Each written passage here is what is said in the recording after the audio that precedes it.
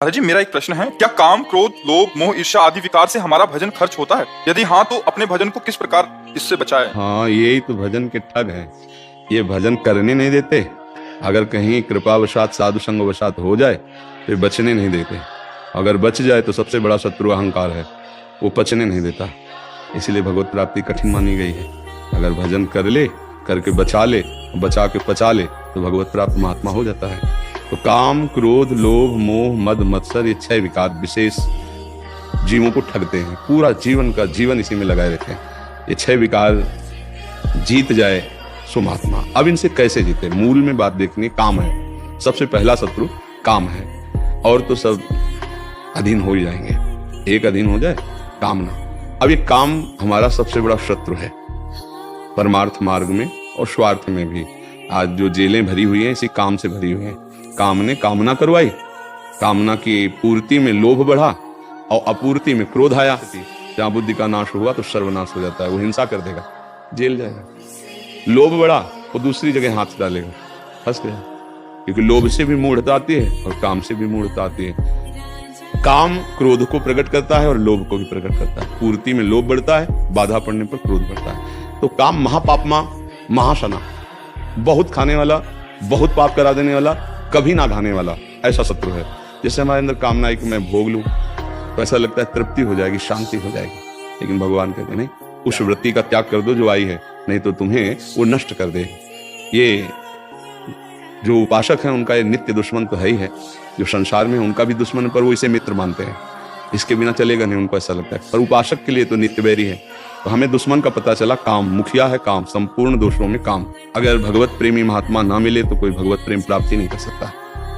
आप वृंदावन आए हैं, आपको अमुक अमुक जगह दर्शन करना, बिना गाइड के कर पाओगे क्या दर्शन? किसी न किसी से गाइड पूछना ही पड़ेगा। भाई आप हमें बता सकते हैं रंगनाथ जी किधर जाना है? आप हमें बता सकते हैं निधिवन किधर? तो जो जानता है वही तो आपको बता पाएगा। तो भगवान के रहस्य को भगवान के भक्त जन, प्रेमी जन जानते हैं। तो जब हमें भगवत प्रेमी महात्माओं का संग मिला तो मुझे अनुभव हो जाना चाहिए कि हमारे ऊपर हरि की बहुत कृपा है। अब हम अपने अहम को उनकी आज्ञा में समर्पित कर दें। अहम समर्पित हुआ कि पूरा ठीक हो जाएगा। तो अहम भक्ति से गलित हो जाए या ज्ञान के द्वारा त्याग दिया जाए, तभी निर्विकार हुआ जा सकता है। दूसरा कोई उपाय नहीं। ये दान, पुण्य, तीर्थ, स्नान, इनसे नहीं दूर होने। प्रवचन सुनना, प्रवचन करना, इससे दूर नहीं होता है। नहीं, ये होता है गुरुजनों की चरणों की उपासना से। एक बार भगवदानंद स्फुरित हुआ, अब जीवन में कभी इनका प्रवेश नहीं होगा। महर्षि, स्वामी जी से भी एक ऐसा ही प्रश्न हुआ था। उसके उत्तर में थोड़ा सा हमें लग रहा है कि एक बार आपसे समझना जरूरी है।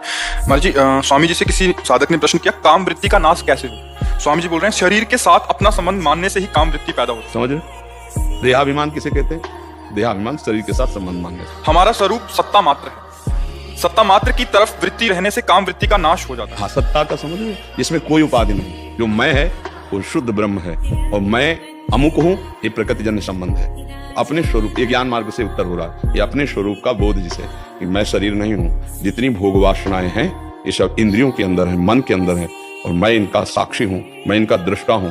मैं कोई स्त्री या पुरुष नहीं हूं। मैं आकर्षित होकर इन इंद्रियों के विलास में फंसने वाला नहीं। वो इंद्रियों को अपने शासन में लिए, क्योंकि बिना अनुमति के कुछ नहीं हो सकता।